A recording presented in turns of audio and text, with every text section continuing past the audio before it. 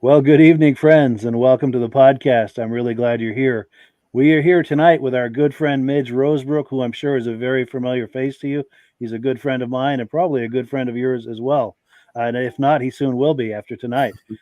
Um, and Midge, what are we here to talk about tonight? We're here to talk about the beginnings of snowmobiling in New England, Yes, pretty much. yes. In many Uh, ways, the the very epicenter of early that was days. was Lancaster, New Hampshire, Yeah, for a lot of things. A lot of firsts in Lancaster, New Hampshire, yeah, yeah, and yeah. The first town in the United States to get the Revolutionary Bombardier Skidoo, yes, December 4th, 1959, and that's when the first delivered Ski-Doo was imported to Lancaster. very first Skidoo come across the border, delivered to Timberland Machines Incorporated, which is a company that was based out of Ontario. And the store's manager, Bob Bottoms, who was also from Ontario, came down. They wanted to do another branch store somewhere in New England. And Bob did a lot of research. He came through and he checked out Berlin. He checked out a couple of sites in Maine, Vermont, and he ended up choosing Lancaster as the because of the central location for logging back then, and Lancaster was also the county seat, which helped as far as doing businesses and things like that. So Yes. and yep, they sold Bombardier logging equipment, and And that then was the intention of snowmobiles in the beginning, wasn't it, to be a working vehicle as opposed to a yeah, recreational so vehicle? yeah, exactly. Bottoms hired Paul Crane in '58, I believe, when he first came here as his first employee. And Paul was hired on as a salesman, 20 years old.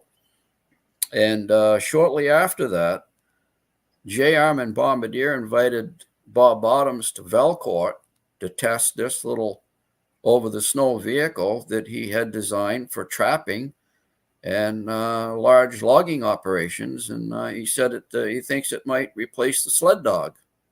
So it was basically, he designed it as a working vehicle.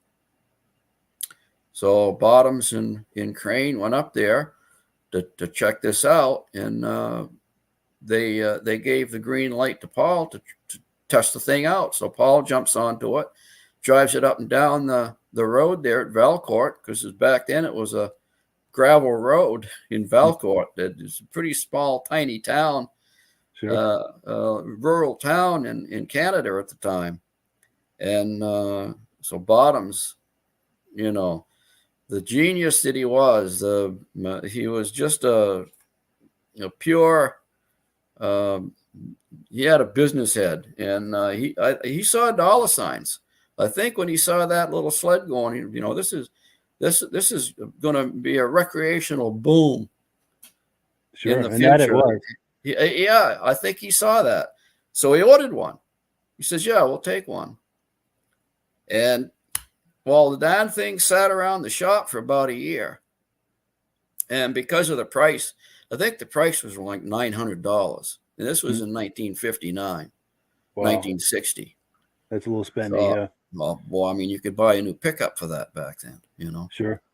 So a guy by the name of Dave Parks came in one day, and he said, Bob, he says, I'll make a deal with you. He says, I'll take that contraption off your hands if you want to take my woodlot out east. I've got a woodlot out there. I don't know how many acres it was, but he says, I'll trade that woodlot for that machine. And Bob was trying to get rid of it, so he took him up on it. And they traded the very first Skidoo that came into the United States for a woodlot. The That's only way he could amazing. get rid of it So the first Ski-Doo that came to the U.S. was traded for a woodlot was traded just to for a get rid of it. woodlot.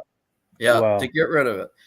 And so, but in a couple of years, I think it was 66, 67, the snowmobile part of the business was taking off at such a rate that they had to build a whole new building So they broke ground for a new building up at the head of Main Street for Timberland's new headquarters. And they had a huge warehouse out back.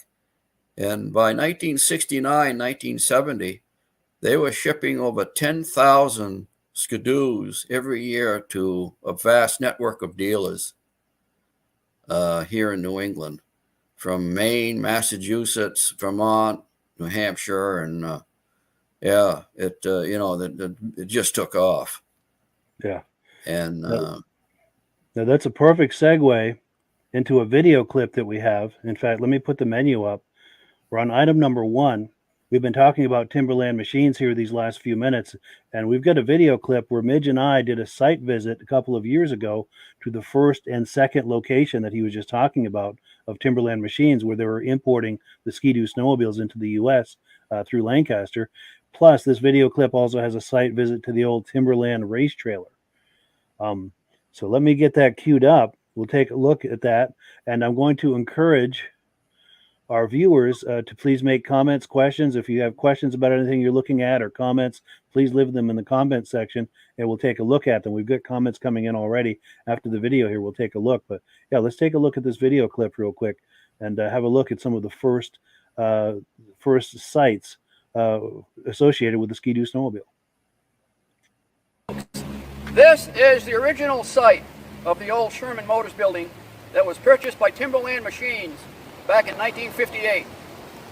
They sold Bombardier products from Ontario, Canada, and they needed a branch store in New England. So Bob Bottoms, the manager of the store in America, he came to New England and he looked all over. He looked in Maine, Vermont, New Hampshire, Massachusetts.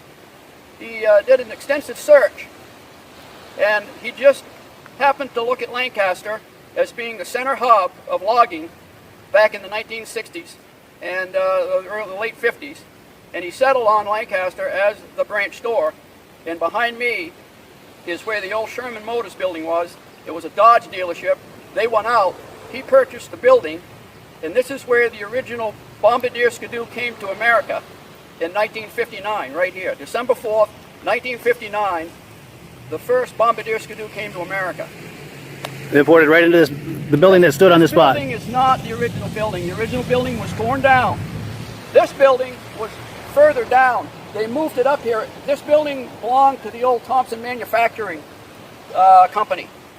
And they moved it up here for a welcome center. But the original building, the Dodge dealership, that building was torn down. But it was in about this area. You said it was at a different angle, huh? It was a different angle. It was more like here, and I think it was more this way because there were some sheds to my left. There was a series of sheds where they kept the school buses back then. And so this whole area here was all Sherman Motors Company area. That building that Mike just took a photo of was the original site of the Timberland Machines building that they constructed in 1966. The reason they did that was basically because of the Bombardier Ski-Doo. Sales took off big time in 1965, 66, and when the building was finally finished in 1967, they were selling between 8,000 and 10,000 snowmobiles out of there every year. So they needed a big warehouse to house this this new phenomenon that was coming on the scene. And so later, I think it was like in 70, 71, I think they were selling 10,000 or better snowmobiles out of there every year until the peak, until everything crashed and a lot of companies went out of business. But in the early 70s, it was still kicking.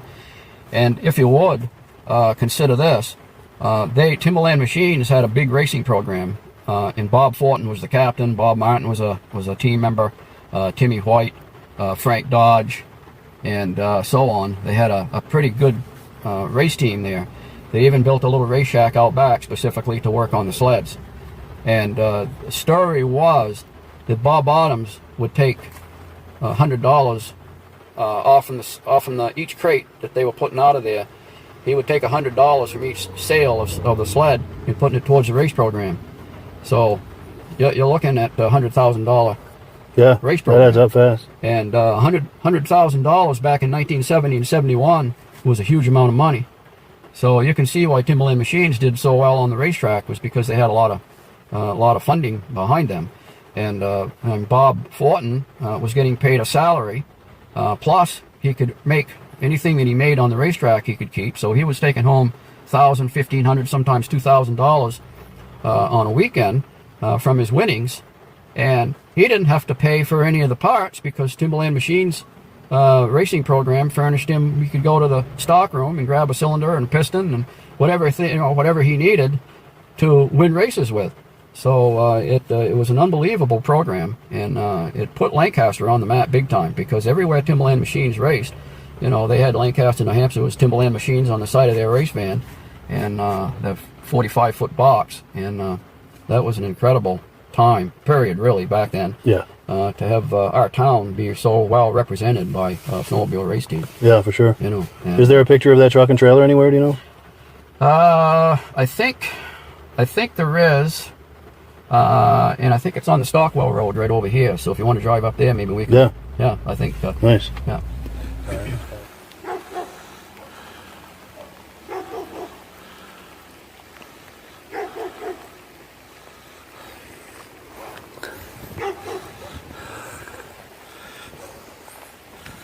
Yeah, I can't tell.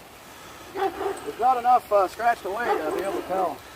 Are there graphics on the other side too? Yeah, faded. Worse. Way Worse? Okay, this is the good side? Yeah, this is the better side. 'Cause that side, the sun hits it. Oh, sure, yeah. Oh, yeah, and then you get the post and the, yeah.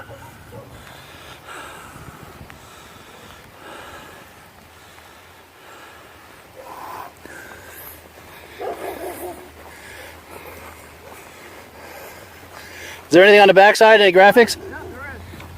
It's pretty faded. Yeah.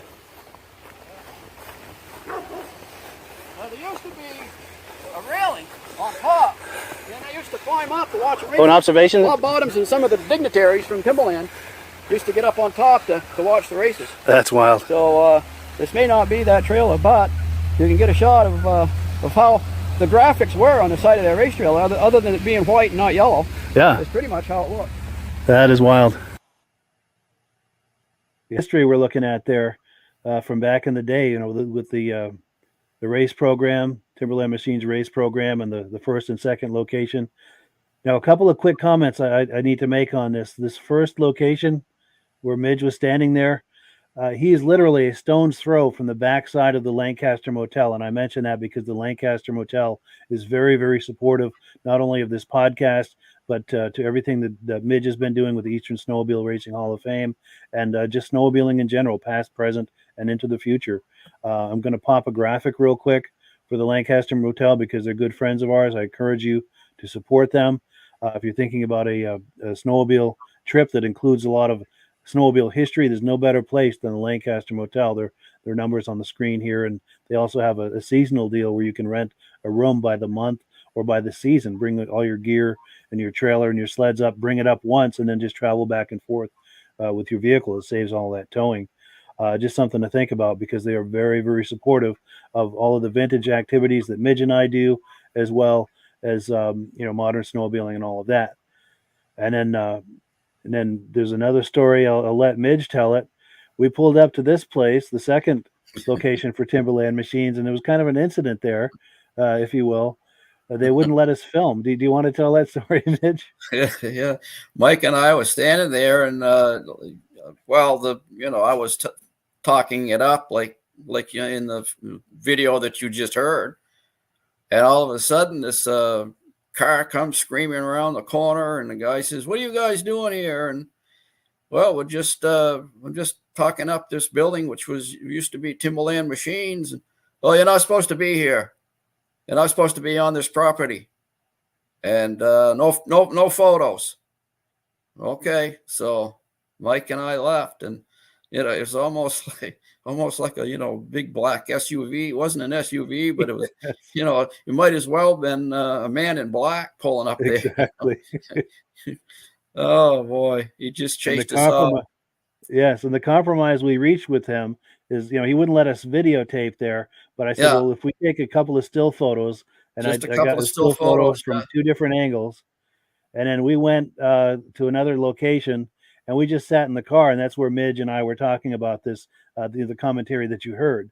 So that was kind Yes. of the compromise that we reached is we wouldn't stand there and do video. We took a couple quick images, went to another location and talked Yeah. about it in Yeah. the car. And then we've And got, and I go told ahead. Mike, they've got a sign out front, looking for looking for help, help wanted. Well, the guy comes screaming around the corner there. The first thing he wanted to do was chase us off. He didn't say, "You guys looking for work?" No, he wants you can't be on the property. So, no wonder Yeah. they're looking for help. They chase everybody off that goes there. So Yeah, no doubt. anyway, it was comical. It was a Yeah. funny moment. Thankfully, he was nice about it, but he wasted no time coming out there, careening around the corner because he was Oh heck, he yeah. was We out weren't there, behind the Mike. We building. weren't there a minute. Yeah, he came around this corner on the right there, and we were kind of on the other side. And he came careening around the corner, and Yeah. like I said, thankfully he was very nice about it. But Yeah. we couldn't film there. No. But it No. was funny. Now Yeah. we've got There's something comments of top plenty secret, coming in. something top secret's going on in there. You know that. So Yes, absolutely. yeah. Absolutely. Now we've got tons of comments coming in, and I don't want to neglect them any longer. Let's take a look at these comments real quick, and then we've got tons more to show you here throughout the evening. Just a whole lot of history and memories of snowmobiling for back in the day. We've got our good friend Dave from Alaska Railroad saying good evening to Mike and Midge. Good evening. Yes, good evening back. Yeah. Also, our friend Ben Thomas says good evening from Carterville, New York. North Shore Vintage Sleds are in the house. Pound sign NVS. They've got a great program there at North Shore Vintage Sleds. They do a lot of vintage shows. And if you get on the Vintage Snowmobile Lovers Facebook page, scroll down a little bit, there's a graphic on there for an upcoming show they're having on the 27th. Also, someone on Facebook saying, what a wonderful podcast. We appreciate that. Well, thank you. Our good friend John Springer Jr. is saying good evening to Mike and Midge. Thank you so much. Good evening. Another friend here on Facebook is saying, you two are both wonderful men. Well, thank you. That's wonderful of you to notice. Oh, thank you. We appreciate that. Stacy and Art Fosler, regular viewers from the very beginning. In fact, Art Fosler was our guest on the Snowmobile podcast just the other night, saying hello. Appreciate that. Lancaster local Bill Nast is saying hello. Hey, Bill. He's out in Yes. Eagle River, I think. I think so. Yeah, Yeah. either that or just back. Yeah. Yeah. And then Robert Jordan is saying Epping here. Is he involved with the Epping event they have every fall? Maybe that's what he's saying. In Epping, New Hampshire. Yeah, maybe. Yeah. Yeah. Oh, here's a question. David from Alaska Railroad says, just curious, did the first Ski-Doo have a name, or was it, or he says, I think it was called the Ski Dog, and I think it was. Do you know anything about that, Midge? Yeah, it was J. Armand Bombardier called it the Ski Dog. And but the G on the end of the logo on the cab looked like an O. So when people looked at the name, it looked like Skidoo, because the G was kind of real close together. Sure. And you didn't see the little tail on the G, and so people kept mistaking it for an O. And so they started calling it Skidoo, and Bombardier just went with it. And from then on, it was a Skidoo. Nice. Yeah. Nice. But you see, there again, he wasn't looking at this for recreation. He was calling this a Ski Dog. Yes. Implying this was just simply to replace the sled dogs for trapping. Yeah. Yeah. So, but it certainly has been more than a snow workhorse. It's been everybody. I mean, Mike, you can remember when people had 3 or 4 of them. Yes, they were everywhere. Everywhere. Across the snow belt. It was wonderful. It was like an infestation. They were just everywhere. Everywhere. Yeah. It was wonderful. Yeah. Yeah. And there's so much joy and fun around it too. People were really enjoying themselves. It made winter an awful lot of fun. And yeah, winter was so much fun. Yep. Yeah. Now we've got more comments coming in. We've got L in NC saying, "Hi guys, this is great. When I was a young lad, I read in Snowgoer magazine the first chapter of Bill Vince's book, Warriors of Winter. I scraped for the money to pre-order it. Now I still have my hardcover." Nice. Great. That's a great book. Isn't Yeah, that for that sale is. at Crane Snowmobile Museum, that book? That's the snowmobile racing Bible right there. Yes. Yeah, that's as far as I'm concerned. That's the best book to have. Yes. Yeah. And then someone on Facebook is saying, I'm interested in any sleds with a Timberland T on them. Absolutely. That was a great Yeah. logo they had, that Yeah. reverse triangle Yeah. with the T on it. I sent you that photo of that poster with the Timberland hat Yes, let me on switch the screens shelf. so we can look at that. Yeah. Here we go, right there. Yeah, at the very Yeah. bottom there on the front of that hat is the Timberland logo. Yeah. Henry Dion gave me and Shane Beatty a hat when we were doing the 50th Grand Prix reunion. And he said they're very scarce, Midge. He said there's not many of these hats left. So I've been pretty choice of it. And I just put it on the shelf up there right underneath that poster. That poster was done up for Timberland machines by somebody, some artist. And yeah, so well, I think the Motel has those for sale. They do.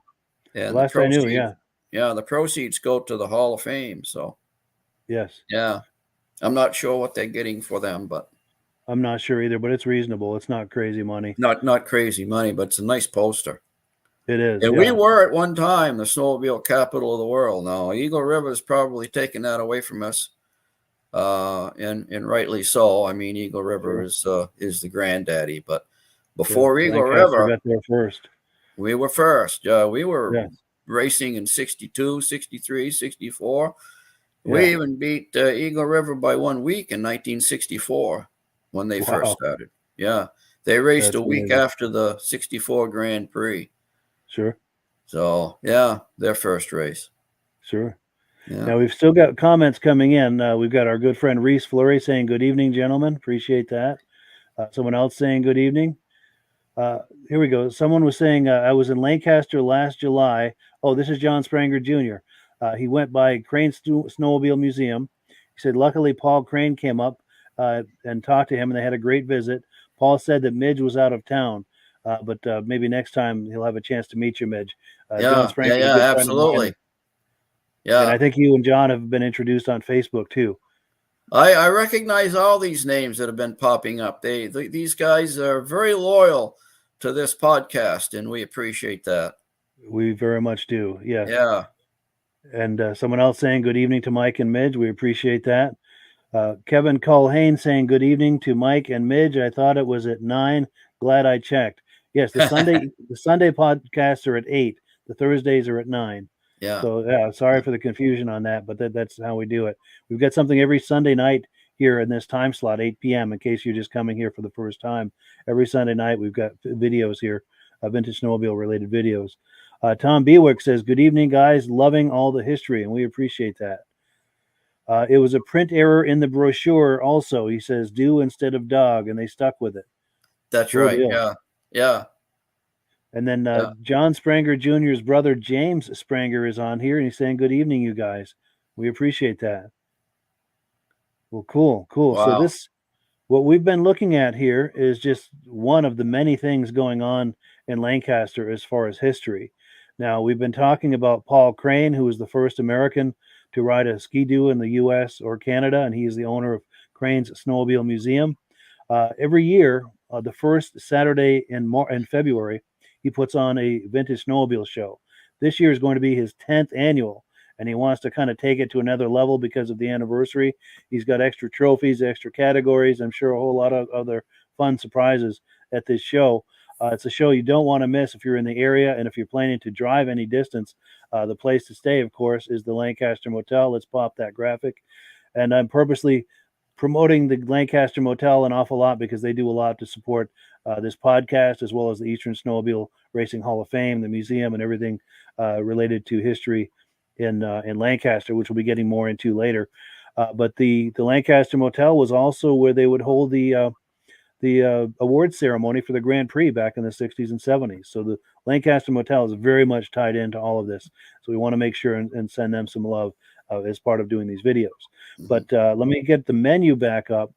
We're on item number 2. We've got some footage. I was just talking about Paul Crane and his Crane Snowmobile show there at the Crane Snowmobile Museum. I've got some footage from the 2019 show.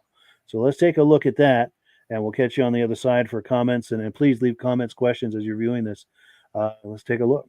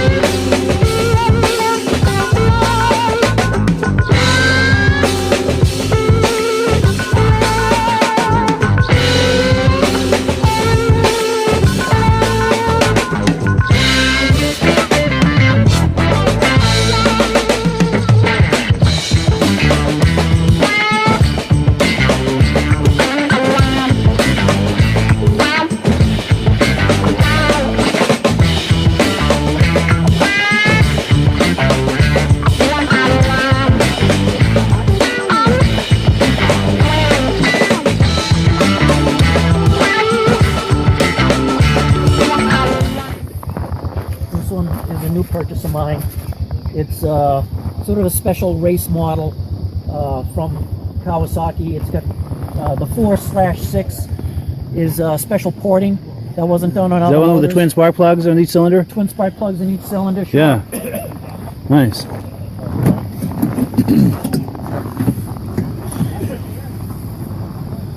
On the big The radiator. liquid cooled, yeah. So you got the twin spark plugs here, and the porting, which I have on that banner out front, Yeah. was very unusual. They're a very fast machine, and they like to run. They're not a machine, as I found out last week in a vintage ride. They're not the machine to be run slow. Oh, really? On a trail, yeah. They run very hot. Sure. But yeah, like most of the Kawasaki's, it's got the pop-up headlight, and it goes pretty good. This one here, as you said a little earlier, had the independent front suspension, and it was kind of unusual for its day. They had a whole line of Lizard sleds back in the early 80s, and the other ones were liquid cooled. This one here is a fan cooled 497, and it had that suspension, and it didn't sell well because it was heavy, and back then, even like today, they liked the light machines, and something with the liquid cools would obviously make them go faster. But this lasted for about 5 years, and then they discontinued it. And this is what, 80, 81? What year That's is it? an 82. 82, yeah. And I rode both of these back to back, and it was just an incredible difference in the ride quality of this one Yeah, versus the independent this suspension. one. But you could feel the big difference in the weight. You could feel the weight, huh? Yeah, this thing you could flick around. That thing, God, if you ever took that off trail, you'd sink like an anchor. almost like the modern day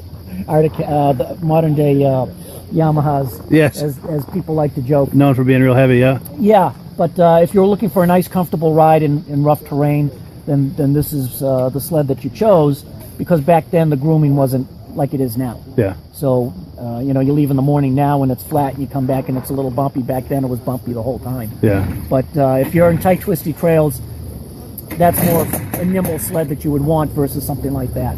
Sure. What was your name? My name's Mark. Mark, great. Where are you based out of? Andover, Massachusetts. There we go. Yeah, Crane Snowmobile Show at Crane Snowmobile Museum, and Midge, do you want it, that brown building behind us? Not only do you have all these sleds that exhibitors bring, you want to talk up what's going on inside that building? Yeah, Paul has recently purchased 3 new vintage sleds for the museum. one of which I think he said there was only 2 or 3 of them left in existence. It's the first year that the Scarroll came out in 1966. And he's got a fully restored 1966 Scarroll. The thing is beautiful. It's just gorgeous. And he has a 1968 TX500 Polaris with a 372 J-Lo engine in it. And it was the first attempt that Polaris made to produce in the crate race sleds for people. Right. This is one of the very first consumer race sleds, if you will, and they called it the TX500. And it had one of them I think had an 800 or 744 twin, but this one has the 372. And he just recently went to Canada and purchased a 1962 Skidoo. Now, I'm not sure if it's restored. I think it might be restored, but I'm not sure about that. But I know he had to go up above Valcourt, and he picked it up here recently. So now I haven't seen that yet, but Sure. that's those 3 sleds are something that he just barely picked up recently. Nice. And that's So, not to forget his probably 100 sleds at least inside that building. oh yeah, he's probably got 100, maybe 130, 140 sleds in there right now. Yeah.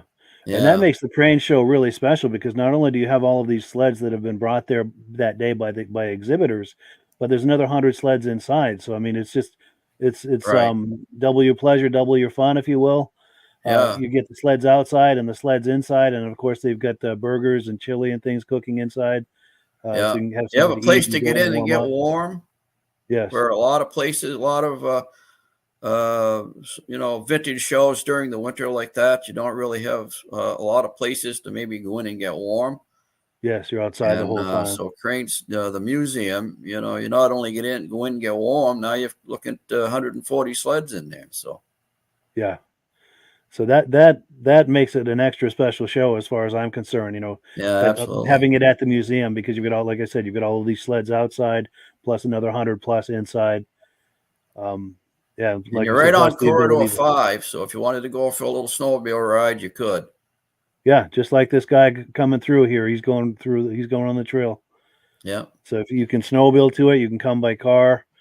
Yeah, and I want to plug the Lancaster Motel one more time because that's just 1 block away, walking distance from the Lancaster Motel. Yeah. So if you want to come for the weekend to book some trail riding, plan some trail riding, and attend the show, you can do it all from the Lancaster Motel. It's just a short walk, and there's plenty of parking for trailers and everything, and for your sleds. You can ride right from your door on Corridor Trail 5. And the Lancaster Motel was the original headquarters of the Lancaster Grand Prix. Yes. Yeah. And they had that's where they passed out the trophies. That's where, I mean, you hear names like Bob Eastman, Gilles Villeneuve, Yvon Duhamel. Those guys stayed at the Lancaster Motel. I mean, there's so much history that's going in and around that. It's just a famous building for snowmobile racing back then was the Lancaster Motel. For sure. In fact, this is right where the media bar is now, where Gilles Villeneuve is getting an award. Yeah, that's Gilles right there, and Alvin Whitey Leonard, who was the chief of police in Lancaster, and he was also the Grand Prix chairman that year. Yes. Yeah. So the nice thing is, as a snowmobile enthusiast like you and I are, we can go stand in that very spot that Gilles Villeneuve stood. Yeah. Yeah. Yeah. I wish I knew which room it he stayed at. It'd be kind of cool to, if you wanted to rent a room, say, I want to stay at the Gilles Villeneuve room today. Exactly. And I know we've looked into that, and the original owners don't have record of it, and the current owners don't, and that's really unfortunate because that would be a blast, to be able to stay in the room where Gilles Villeneuve stayed or Bob Eastman. Oh, Bob Eastman, yeah. That would just be something else. I don't know how. In fact, let's put this to our viewers. How would you feel if they just picked a room? Yeah. And knowing this, I mean, disclosing this, but saying they pick a room that this is the Gilles Villeneuve room, this other room is the Bob Eastman room, and just have maybe some images in there or something to kind of commemorate that. Yeah, that'd be cool. And then disclosing, that we don't know for sure that this is the room they stayed in, Yeah, but they did stay at this motel. that's So right. as viewers, how do you guys feel about that? Does that make it special in some ways? Or is that kind of is that crossing the line? But I would think it would be cool, if there's some images in yeah. there and maybe a little plaque with some information about Bob Eastman Yeah. and about Gilles Villeneuve and some of the other big name racers that stayed at that motel, and just kind of have a little room dedicated to them. Yeah. Yeah. Yeah. Larry Colton raced here.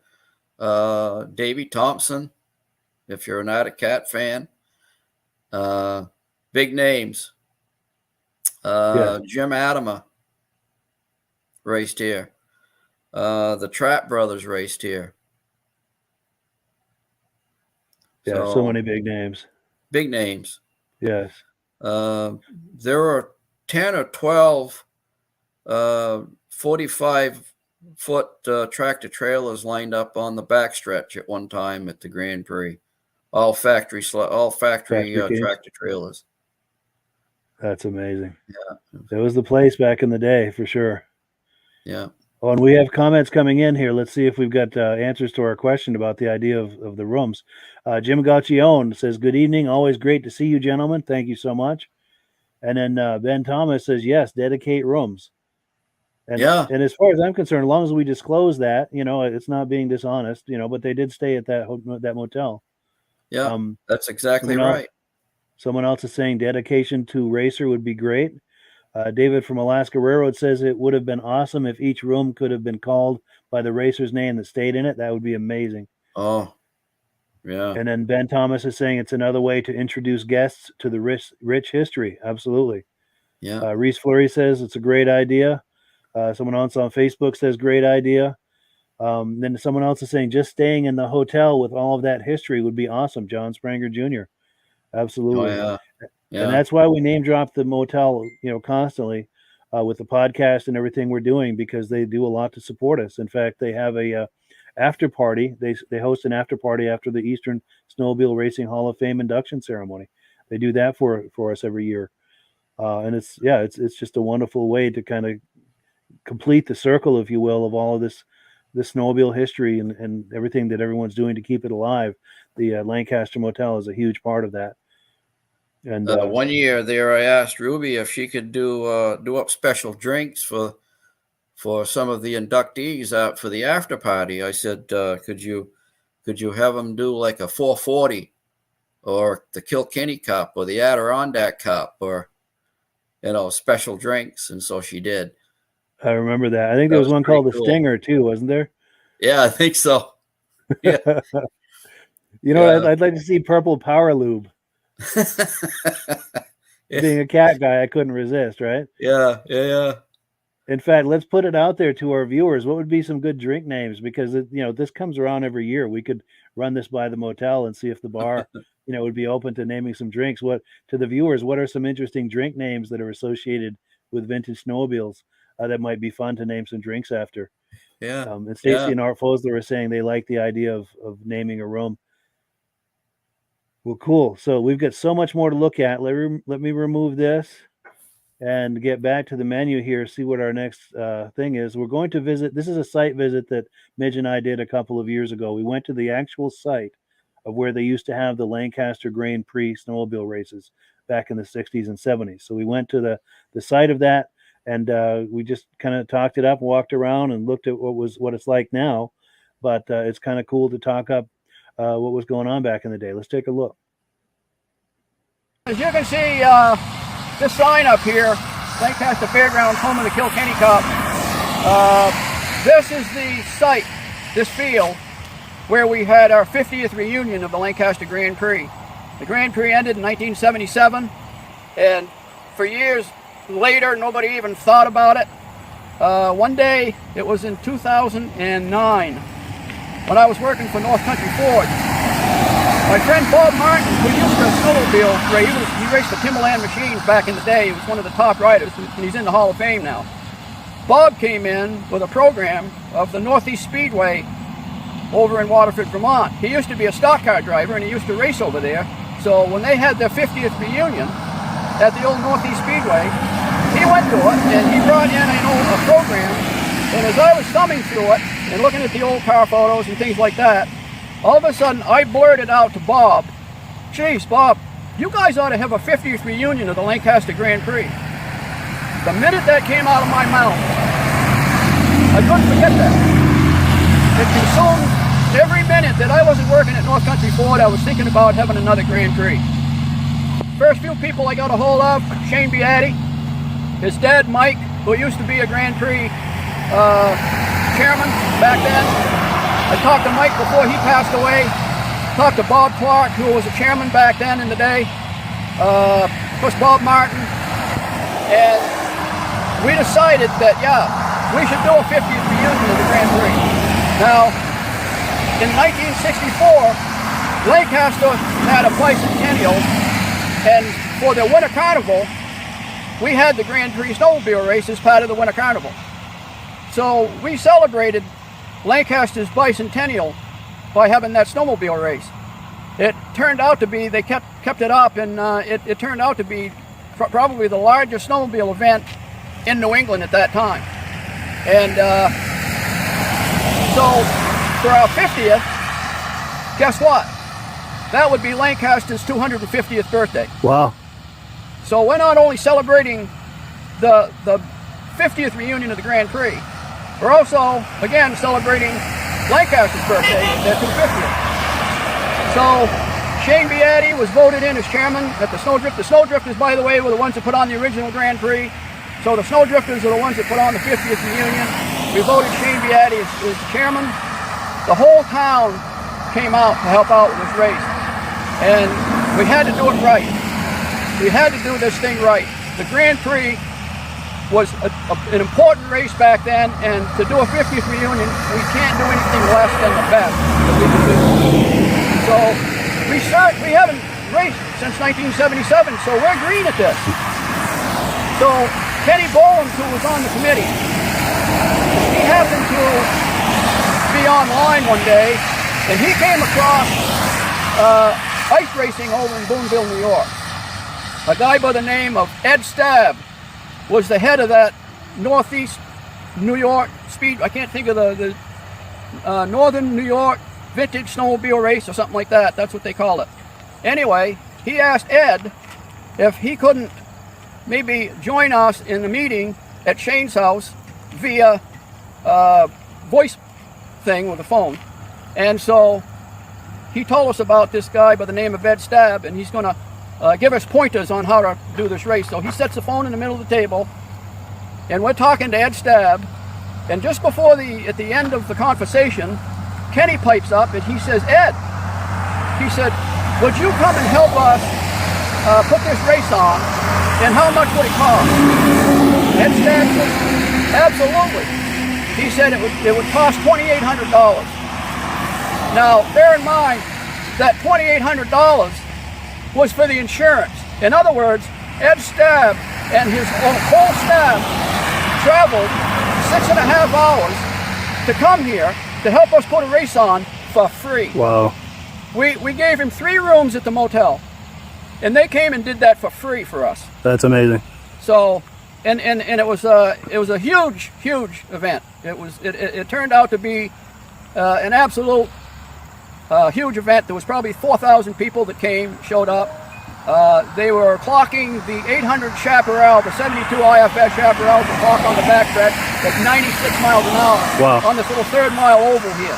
These boys were bringing it. Yeah. And there was probably 100 high-end ice racers from New York that came here to put the show on. We did it again in 2015. 2016, unfortunately, rained out. We had the best track that we ever had in 2016, but it rained for 2 days and it killed it, so we had to cancel it. And in 2017, our last event, Sabrina Blanchette came, and she did very, very well. I think she took home like 2 or 3 Kilkenny Cups from that event. So that was a good event. Unfortunately, volunteerism isn't what it used to be. And it takes a lot of work to lay down ice in this field out here. They have to haul water from a mile away from the Connecticut River and deliver it up here and spread it around the track. And unfortunately, we just could not get the help that we needed to put the event on. That was it. But we did it. We're glad we did it. We did it right. And that's all I can say. Nice. Will it happen again? We Hard to don't say. know. Sure. Yeah, but we did it once. Cool. All right, this Thank is you. the field here, folks, where we held our Grand Prix, where we held our 50th reunion, the 2015 race, the 2017 race. This is it right here. And when Shane said that the Fair Association was going to allow us to use the field across the road from the fairgrounds, because the original Grand Prix was held over there on the old half-mile horse track in front of the grandstand. But that is all cut up nowadays. There's too much going on over there. The track is gone. It's being used up, so there's no way we could hold it over there.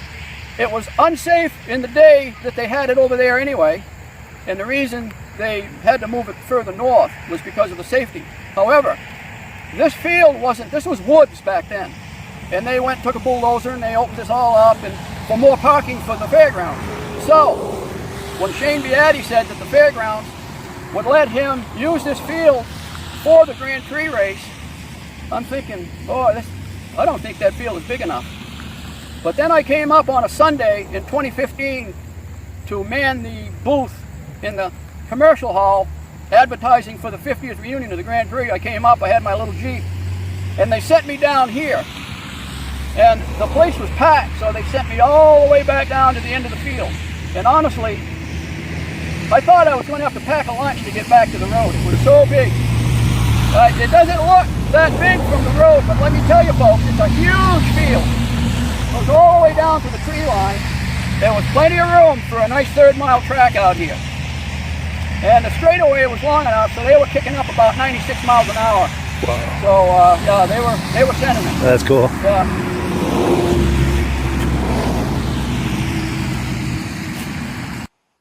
Cool. Yeah. So that is the site of the original Grand Prix race series back in the 60s and 70s, as well as the reunion, the 50th anniversary. Yeah. Yeah, that the Kilkenny Cup was introduced in '66 at the fairgrounds, and Bill Buckland, a local gentleman who worked for Timberland Machines at the time, his name was the first name to go on that cup. Wow. And Bucky's going to be inducted this coming for the Hall of Fame ceremony this fall. So Nice. I'm pretty excited to see Bucky put into the Hall of Fame, because he was one of the better ones. So yeah, a lot of history there. Yes, and then another name that you mentioned who was inducted into the Hall of Fame a few years ago is your friend and mine, Ed Stab. Ed Stab, absolutely. Yeah. Ed, when he was 12 years old, he went to the local skidoo dealer out in Boonville, New York, and begged him to let him work on the skidoos. In I think it was 1968, he was 12 or 13 years old. And after school, he went in, he's begging the skidoo dealer to let him work on the sleds. And he said, you know what? He said he let me. Wow, that's amazing. Yeah, and so it begins. He what he did, I don't know if he was just probably handing wrenches to the mechanic that was working on him or something, but yeah, he went out and and that's the beginnings of Ed Stab and the snowmobile, and it's been nonstop ever since. And I think Ed is like 64, 5 now, maybe 66, and he's still going strong. And he's one of the top promoters of the East when it comes to snowmobiles. I would say that Ed Stab is the top promoter. Yes. I don't think anybody comes close. I would agree.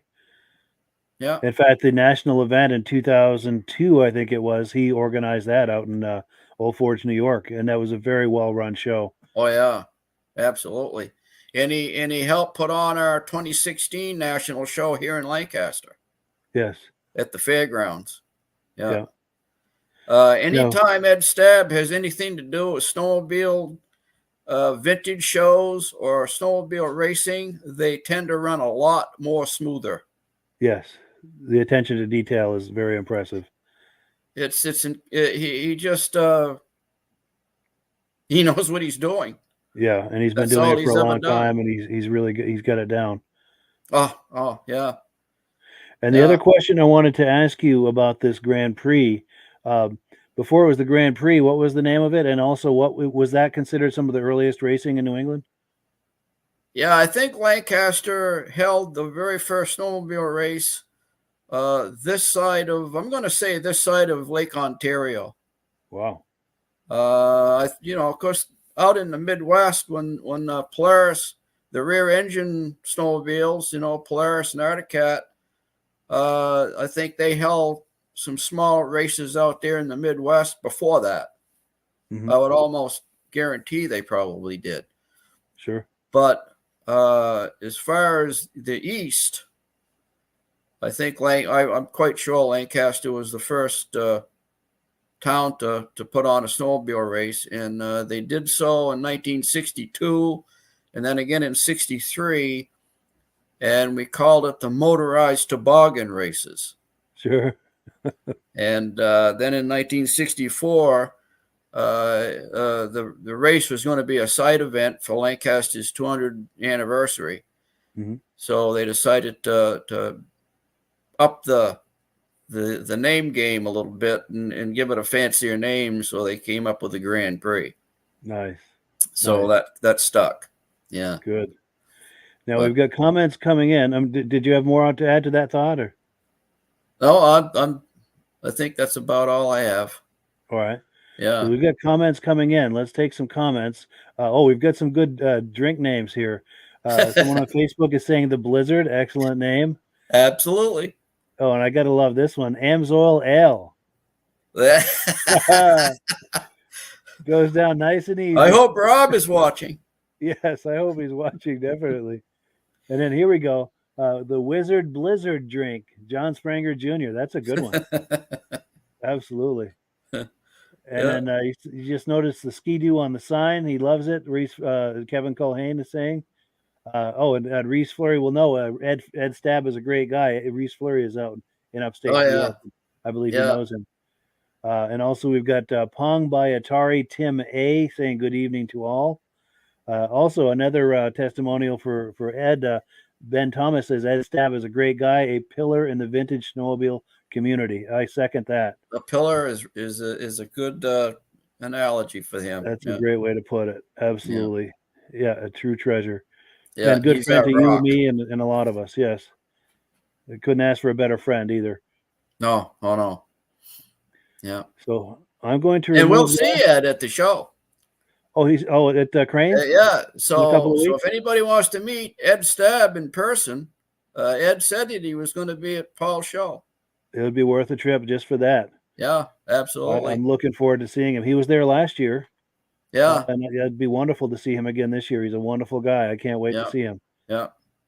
Yeah. He lives and breathes the sport. He does. Yeah. There's no one with a greater passion for it. Nobody. Not me, not you, nobody. That's true. Yeah. It's in his veins. Yeah. Yeah. So next up, we're going to look at an induction from the Eastern Snowmobile Racing Hall of Fame. And interestingly enough, sitting with us tonight is none other than the founder of the Eastern Snowmobile Racing Hall of Fame. We're going to be looking at an induction of Judy Rinaldi. Before we do, though, Midge, do you want to talk up the Hall of Fame a little bit and a few comments about Judy? Yeah. Of course, the Hall of Fame, we started in 2016, Paul and I, and our first induction was in 2017. And I think we have about 32 people on the wall now. Yeah. Maybe more. 32 seems to be coming to my mind. And Judy, I think we inducted Judy in 2020, was it? 2020, yep. I think so. Yeah, and she was the first lady to be honored in the Snowmobile Hall of Fame, the Eastern Snowmobile Hall of Fame. And rightly so. I think people can agree that she was probably the top female snowmobile racer in the country. Absolutely. Didn't she have something like 10 world championships or something? She won 10 world championships. 10, yeah. Can you believe it? Unbelievable. I think the closest man is I think he won 6, maybe. Wow. Maybe I think it was Herb Yancey won 6. Sure. So yeah. And just She one could of the drive nicest anything. people you'll ever meet. Yes. Yeah, she drove Rupp. She drove Snowjet. She drove Mercury. Yes. In fact, I think her father was once a Rupp dealer. I think He she was a has a Rupp dealer. lot of passion for that brand. And that day she was wearing red, I think, to kind of honor The whole family, Rupp brand. Rupp Red. Yes. Yes. Well, cool. Without any further ado, now that we've built this up, let's take a look. Let's meet Judy Rinaldi and watch her get inducted into the Eastern Snowmobile Racing Hall of Fame.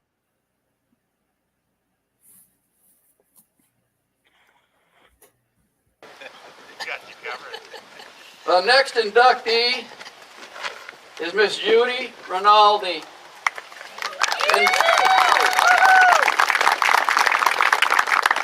Inducted into the Eastern Snowmobile Racing Hall of Fame 2020.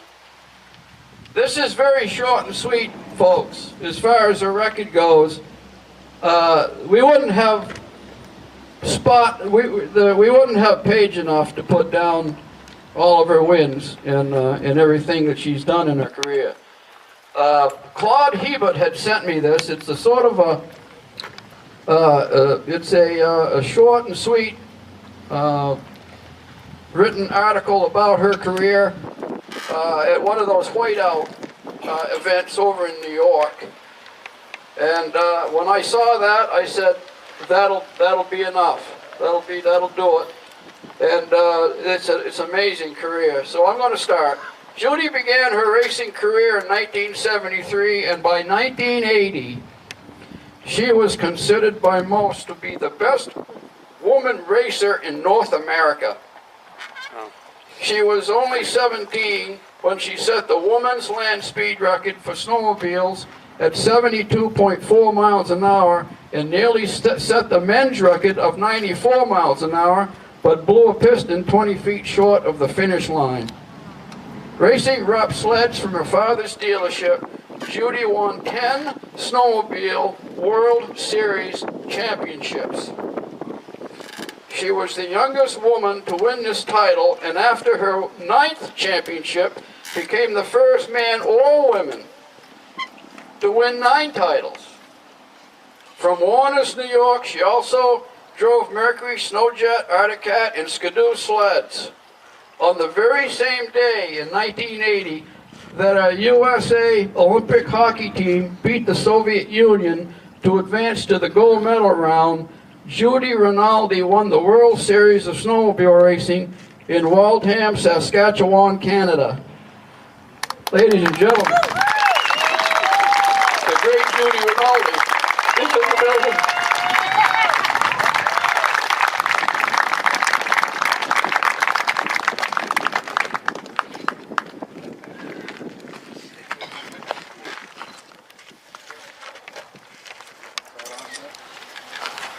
Thank you.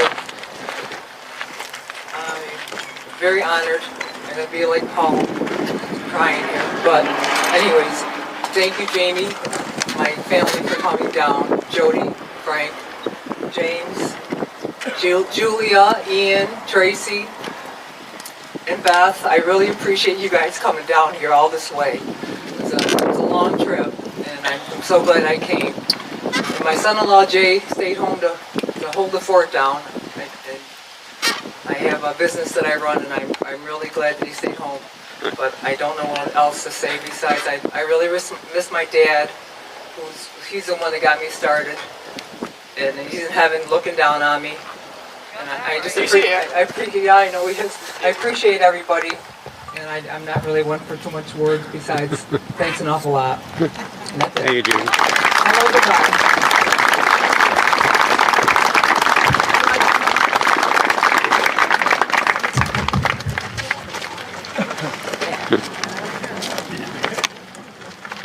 Hold it up, Paul.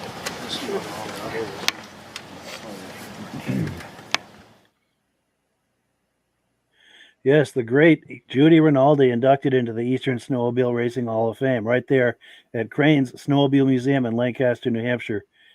Yeah, it doesn't get better than that, does it? Well, I'm tearing up now over it. You know, stuff like that gets to me. Yes, me too. That was one of the greater inductions as far as I'm Oh concerned. yeah. Yeah, and she's just a Glad to wonderful do it. person. And also, it has to be said, I'm going to scroll through here a little bit.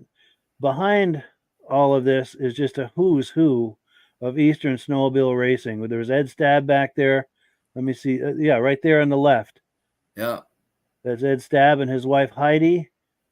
And then let me see. There's Ron Hall back there. Let me see. And Paul. I saw J.R. Tozier. Yes, yeah. Cal Reynolds. Cal.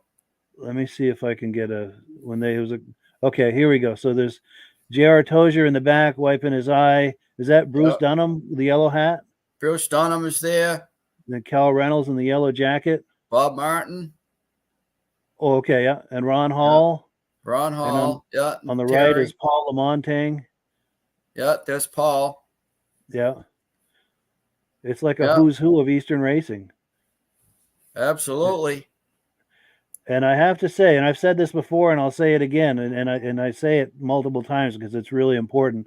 This event has had a surprising byproduct. I mean, it's wonderful we do this induction ceremony and recognize all of these racers and everything, but it's become a reunion kind of a situation for this Eastern snowmobile racing community.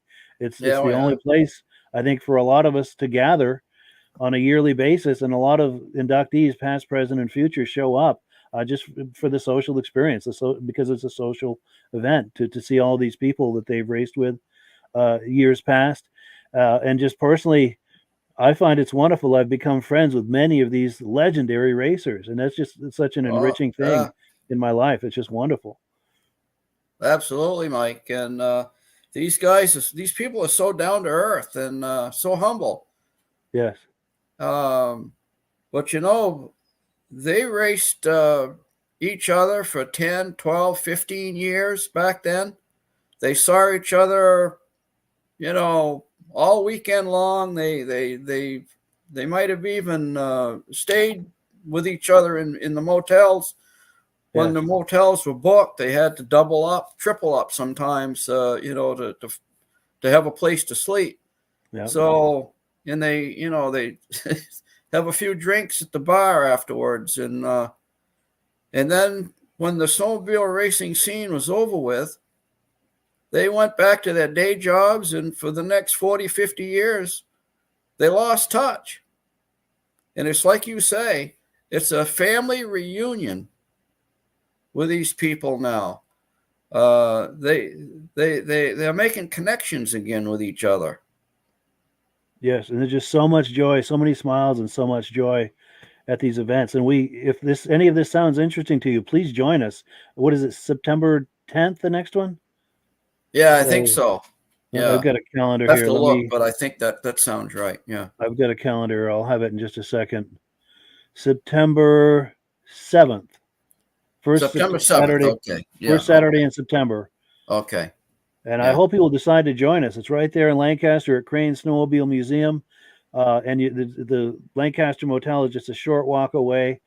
It's just a wonderful experience. Not only do you get to experience this ceremony and get to meet all of these legendary racers, but you're there at Crane Snowmobile Museum. You can go inside and check out all the sleds. Just checks so many boxes as far as snowmobile history. And just as a social experience, it's wonderful to meet all of these people. And like you said, it's very laid back. Everyone's very approachable. You can approach them for a photo or an autograph and visit with them, ask them questions about racing back in the day. And you can also be bystander, bystander to some absolutely amazing racing stories that are going around. That's right. Yeah, you know, and these folks aren't going to last forever. I mean, they're in their 80s now, 70, mid 70s, mid 80s. The clock is ticking for all of us. We lost Bruce Dunham this last year. We lost Bob Clark. Yeah. So if you ever want to meet any of these legendary heroes, I would suggest you try to make a point to come, because, like I say, time's not on their side. It's not on my side. Yeah, for all of us, the clock is seriously ticking. Yeah. I hope you can decide to join us this year, September 7th, Saturday, September 7th. Book your room at the motel, the Lancaster Motel right now. because we booked that place solid most years, and I'm going to put the graphic on the screen again for the Lancaster Motel. Yeah. Yeah. And be sure and tell them, if you call them, be sure and tell them that you heard about it on the podcast, because they do a Yeah. lot to support this podcast, and they would love to hear that that's where you heard about it. Yeah. So I'm going to remove this.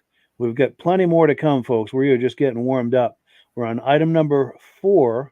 No, I'm sorry, item number 5. After the ceremony, we had an after party at the Lancaster Motel.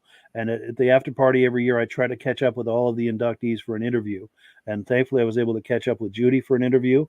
Let me cue that up here, and we'll take a look right here.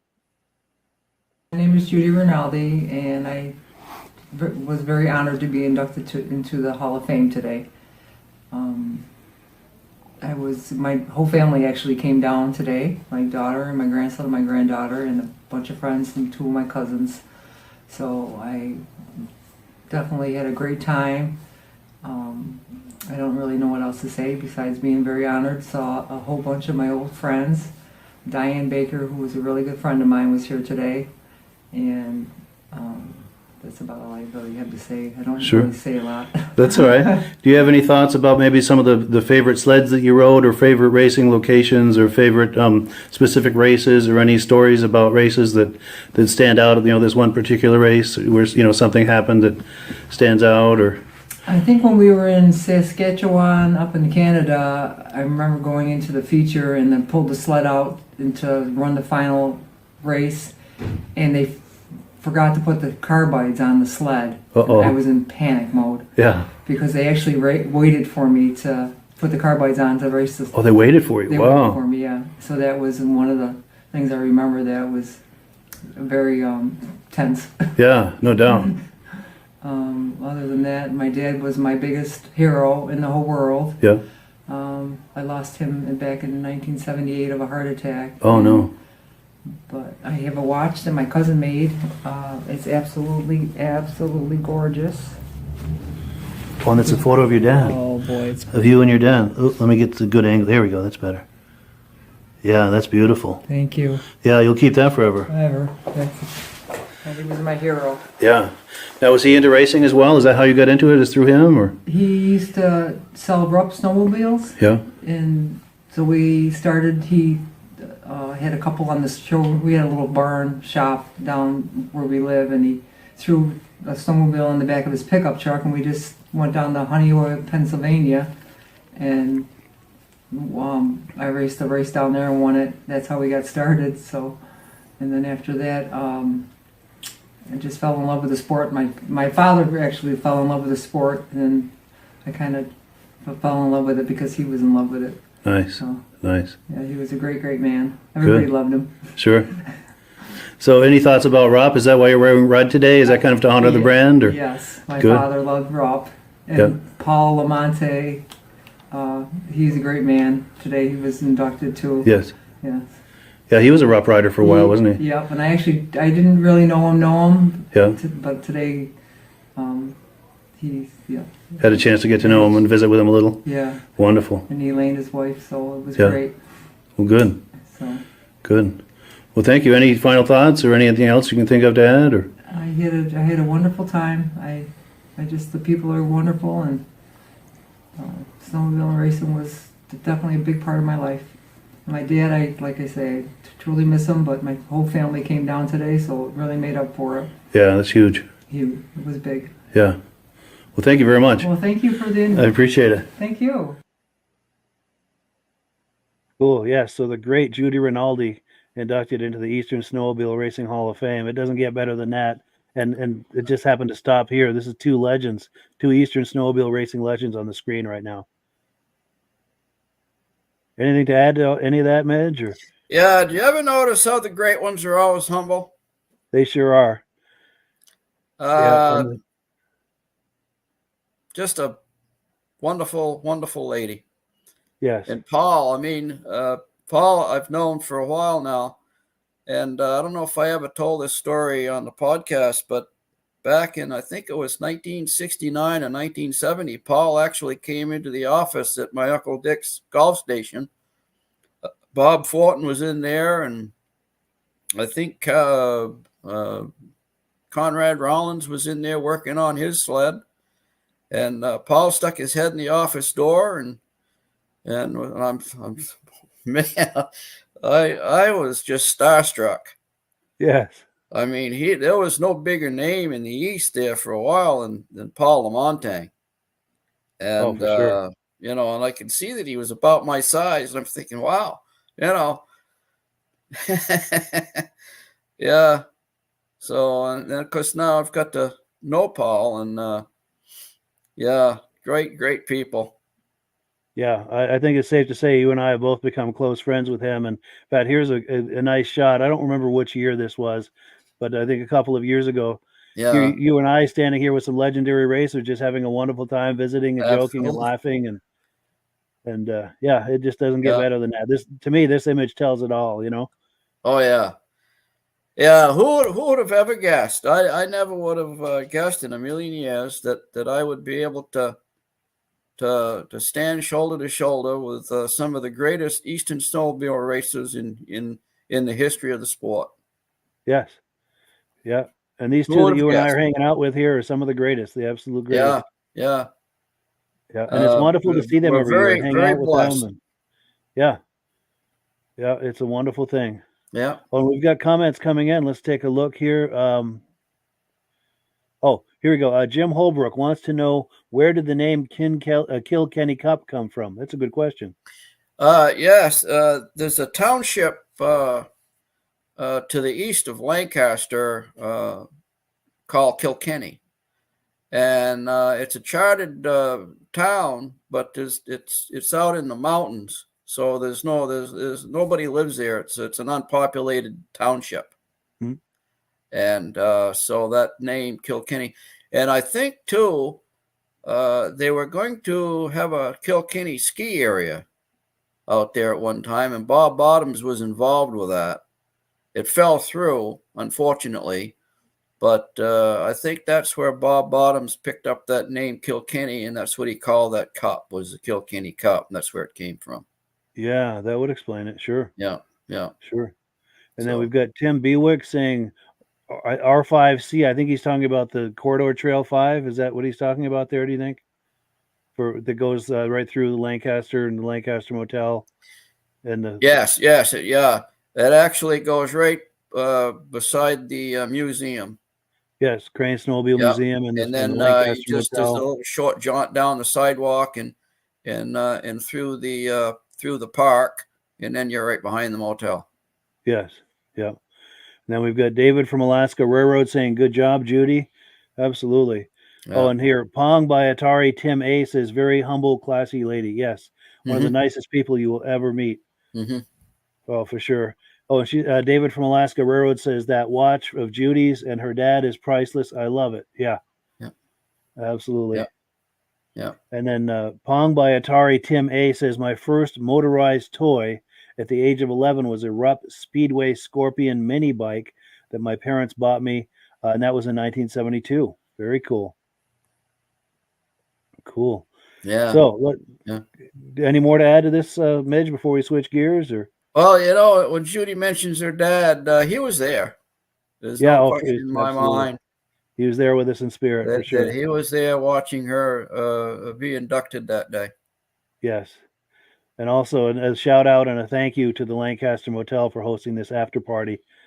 Oh, yes, Jeff. Yeah, they really contribute a lot to all of these things we do in the way of vintage snowmobiling and modern snowmobiling too. Yeah. They were the first. See, they called me. Ruby called me the minute they bought the place and wanted to know what they could do for the snowmobile crowd. That's amazing. Yeah, and they do a lot to support this podcast, and just really good friends too. By the way, very good friends. Yeah. Yes. The best. Yes. So we are on item number 6. We're going to go back to the bar at the Lancaster Motel, and we're going to talk about some Lancaster Grand Prix racing memories. We're going to hang out there right at the bar and talk about that. Let me cue that up. Right here.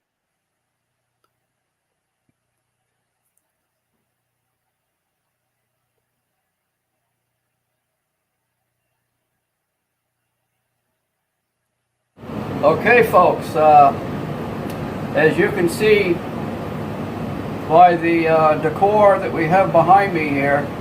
We're now in the bar. And this is where everyone ended up after racing. They raced handlebar to handlebar, trying to kill each other on the track all day long. And then they come in and sit elbow to elbow and buy each other drinks at night. And this is basically where it was at.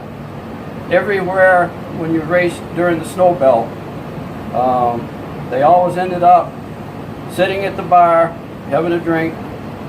Some of them maybe were back in the rooms. I hear rumors of maybe engines being removed from the sleds and taken into the rooms and rebuilt in the motel rooms. That's just a rumor. But even after they finished with that, they'd come to the bar. They were all in their 20s, they were kids, they were having fun on the track, and they had even more fun at night.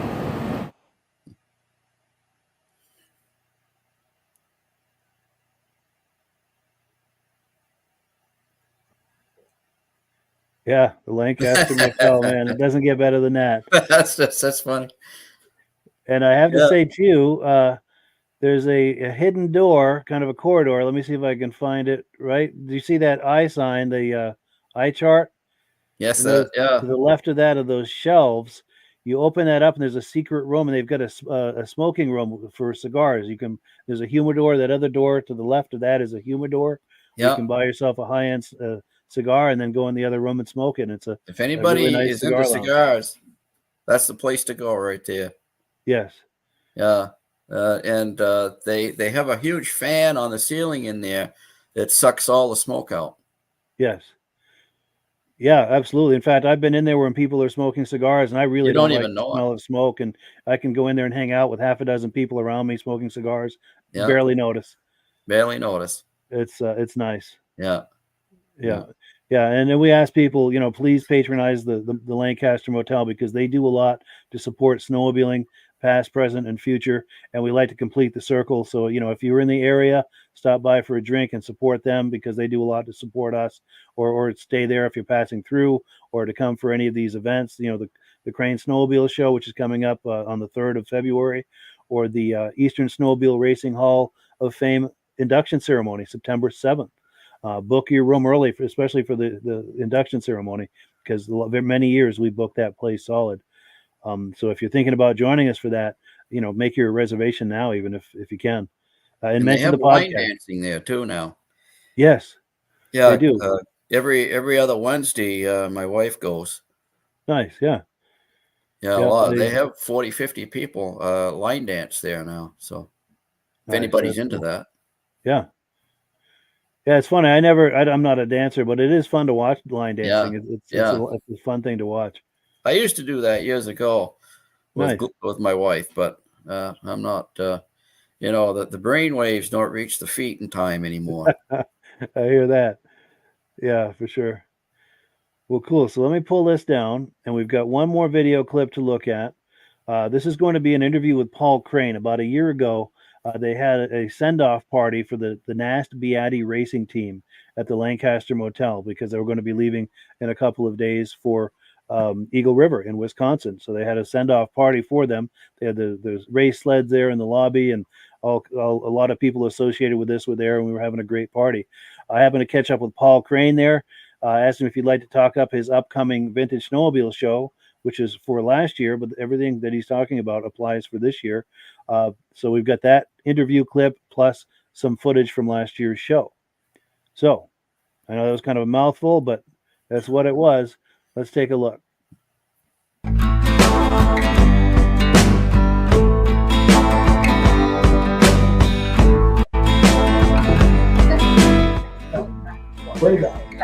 And we have Paul Crane here. How you doing tonight, Paul? Very good. Good. Did you have doing well, thank you. In fact, this is a prime opportunity if you want to talk up your snowmobile show that's coming up in February. Yeah, February 4th, I have a show. Bring up, we're giving trophies away like we do every year, 7th year. And there's no pay entry fee or anything. Come into one of the classes. gonna have to get one of those good trophies. Yeah, it's one of the nicer shows in northern New England, as far as I'm concerned. Yeah, That's February 4th. in Lancaster, New Hampshire, on Main Street, right at Crane Snowmobile Museum. And you're the Crane and Crane Snowmobile Museum, right? Cool deal.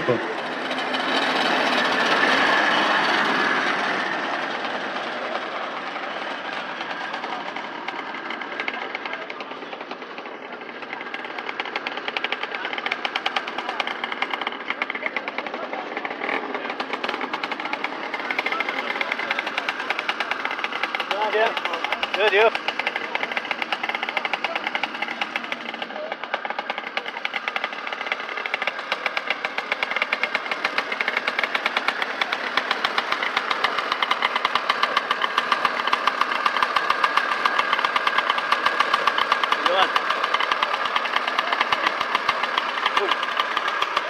Good call, thank you.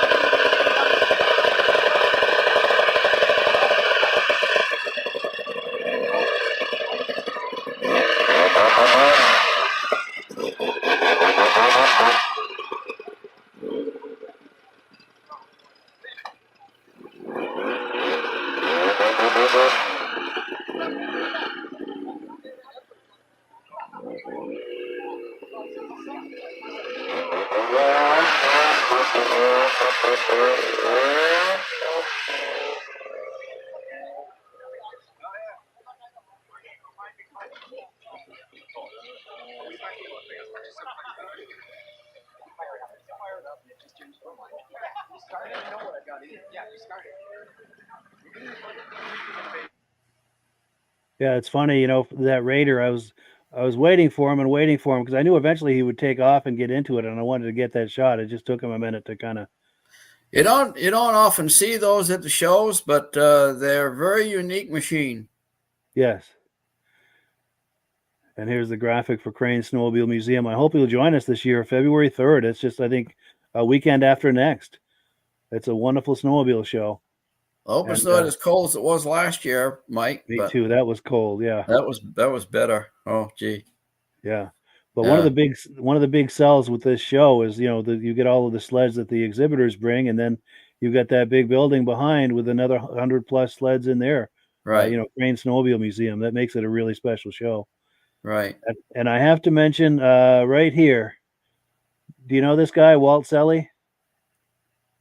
I'm not familiar with him, but he goes to a lot of the shows in northern Vermont and New Hampshire, and okay. his family, his sons usually go. He's got at least 3 sons that I know of, Aaron, Thane, and I think Paul, if I'm not mistaken. Then he's got grandchildren there and possibly great-grandchildren.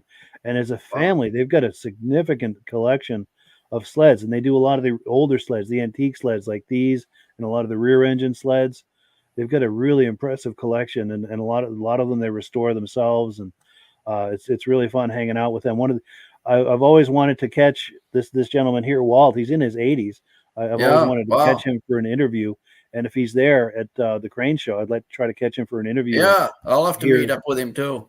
Yeah, he's a wonderful guy. Yeah. Yeah. And that's some sled he's got there. Yes. Yeah. That's one of the very early Arctic Cats as far as front engine Arctic Cats go. Definitely. Yeah. Yeah. Yeah. And a lot of I'm trying to find these older sleds on the right are probably his family's. Yeah. I'm not sure exactly who, which one and who belongs to who, Right. but they like those old, the rear engine sleds and the really early front engine sleds.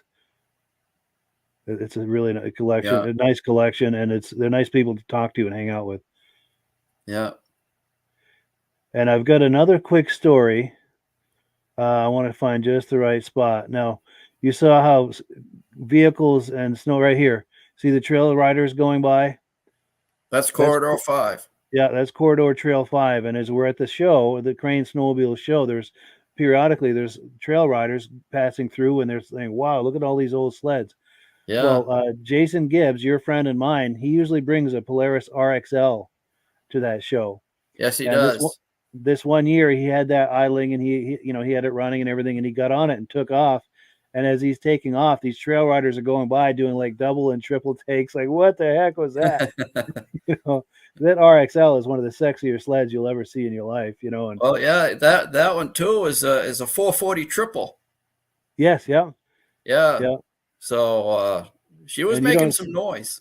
Yes, it's a very loud sled. Yeah. And you don't see sleds like that on the trail. So with these modern trail riders, seeing that go by, it's like, what was that? Yeah. So anyway, that's a story that I just had to tell. Yeah. But while I have this on the screen, Midge, any thoughts or reactions to anything we were looking at, or just thoughts in general about the Crane Show? Or well, it's like as you can see, there's probably 75, 80 sleds there. Yeah. And it's one of the larger vintage snowmobile shows, especially in the winter. Yes. I mean, you got larger shows in the summer, but as far as the wintertime show, well, you can, ride your sled to it, and even if you bring a vintage sled, you can take that out and ride the trails as well. Yeah. So, and if just to meet Paul Crane and see that museum, I think is worth the trip. Yeah.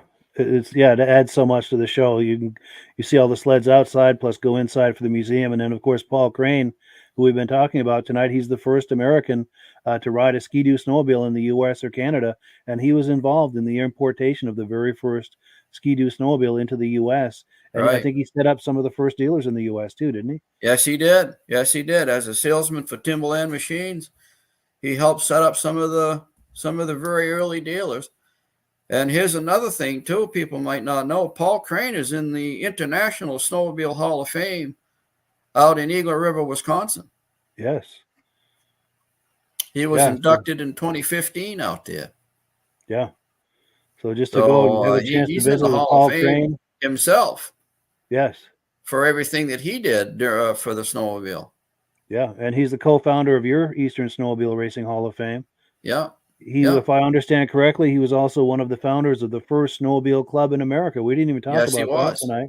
He was a charter member of the Lancaster Snowdrifters, which is the oldest snowmobile club in America. He was there at the very first meeting. He and his And wife Marilyn. And was he not one of the organizers of the early Grand Prix? He First was racing in New one of England? the people that helped put on the very first race in 1962. In 1963, when he was a member of the JCs, Mhm. Bob Clark was one, Mike Beatty was one, Bill Doolin. Lancaster is just as far as the snowmobile world goes, I think Lancaster is one of the most historic places in America. Yeah, it's rich in snowmobile history. And it has some of the very early trails. Yes, legacy trails, I like to call them. And you can contact the Snowdrifters Snowmobile Club. They've got a Facebook page and a website and all of that. And you can ask them, what are some of those early trails, Right. that were from back in the day, if in case you want to do that for historic, in the interest of history and all of that, Yeah. And it's cool to come to the Crane show just to, to meet Paul Crane himself, get your picture taken with Paul Crane. And yeah, he's very approachable. You can visit with him and ask him questions and just hang out with him for a few minutes. And there's not many snowmobiles that he's not familiar with. True. Yes, and he's got well over 100 sleds. His personal collection in that building, the Crane Snowmobile Museum, and he also has a few sleds in there that are on loan from time to time from other collectors.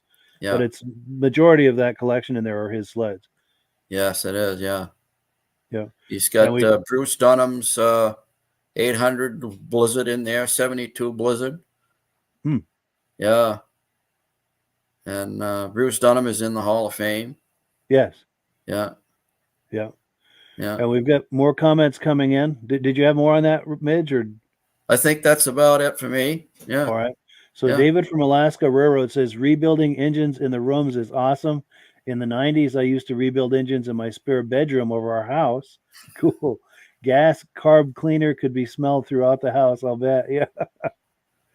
Yeah. That is a cool story that they used to take the sleds or at least the engines into the rooms to rebuild overnight.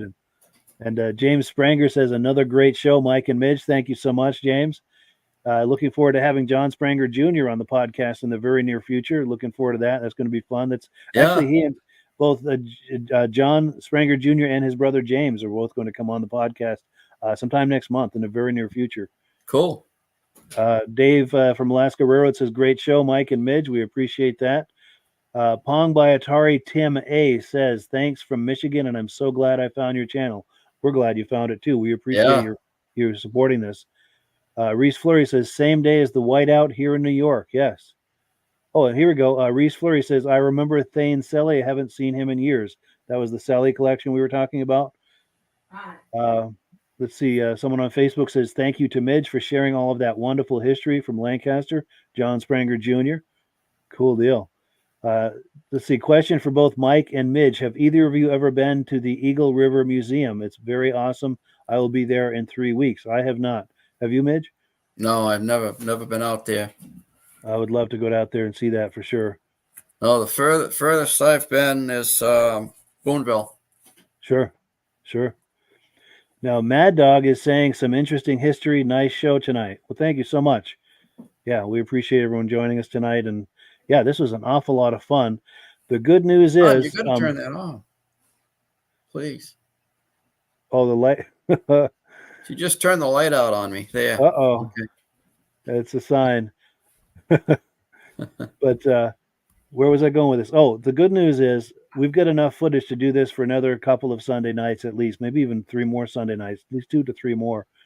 Because Midge and I are good friends. We get together every now and then and we go around Lancaster for these site visits like you've seen tonight, just gathering footage and stories and anecdotes, whatever we can find. And we've been sitting on this for a while just trying to figure out what and where and when, how we're going to do something with this. So this is a great way to do it.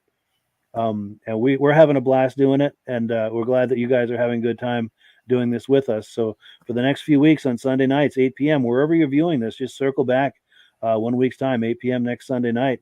The next Think 2 or 3 of Sundays. some questions to ask us too. Please, yes. Any kind of questions about the early days, especially about New England and Lancaster. And we've got a couple more comments. Here we go. Ben Thomas says, thank you for a great show. Appreciate hearing about all the history. Well, thank you.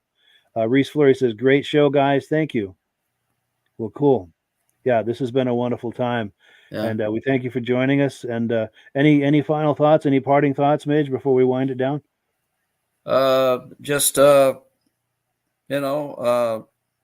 stay tuned for the next couple of podcasts, and think of some questions you might want to ask us about the early days of snowmobiling and racing, and we'll try to answer them for you.